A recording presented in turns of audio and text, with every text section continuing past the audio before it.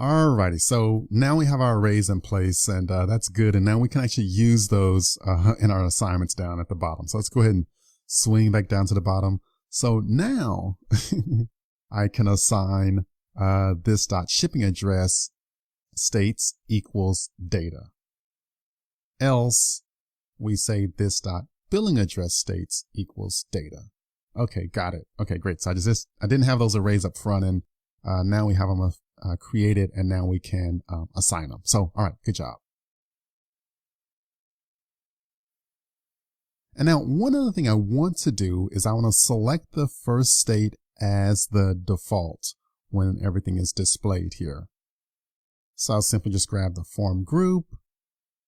I get the actual state control.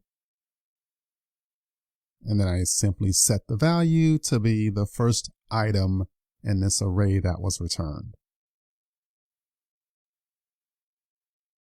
So once you select the country, then the first state will be selected by default. The user can always go and change it, select a different one, but at least that'll be set up by default.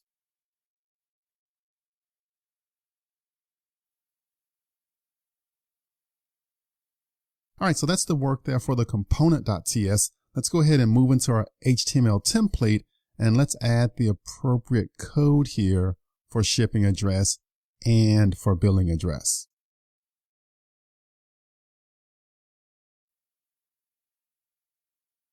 So again, we're in the shipping address section here. We have that assignment. And now for states, we have the actual form control for states has a to do.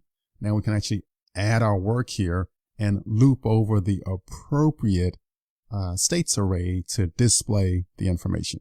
So same coding as before on some of our other features here. So ng4, let's state of shipping address states.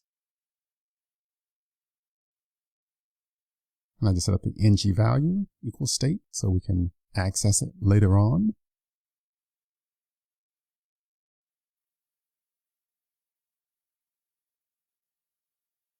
And then we simply give state.name.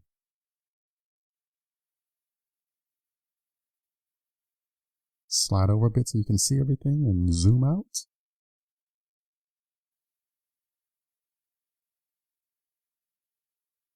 Alrighty, so let's go ahead and test this out and see how it works. So I'll just fire up my Angular app one more time.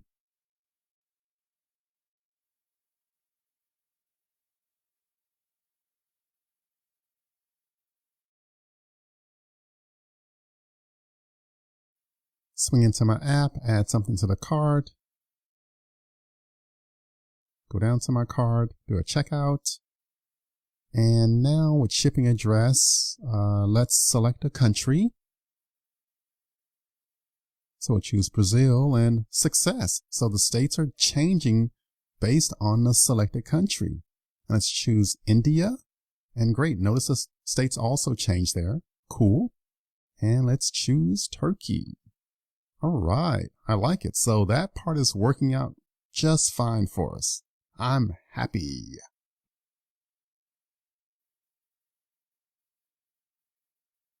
Now let's go ahead and do a similar thing here for billing address.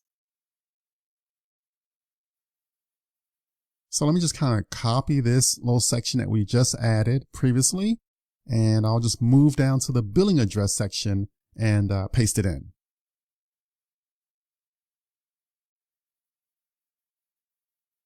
All right, so we're in the billing address section. And let's move down to our state here.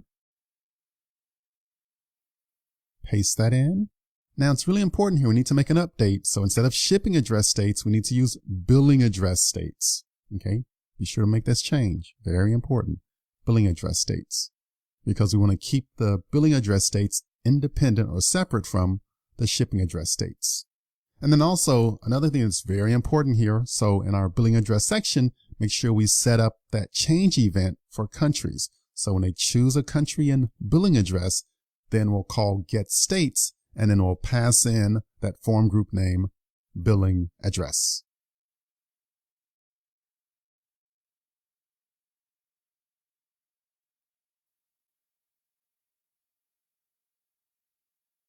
And that's it.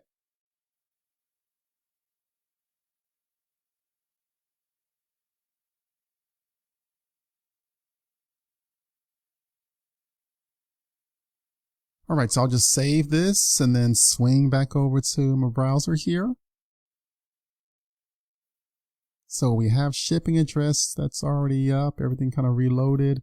Billing address, let's choose a different country, Germany. Great, so those are German states, excellent. And then Turkey, okay, excellent, great. So this is kind of working out as desired. So it works for shipping address and it also works for billing address. Good job.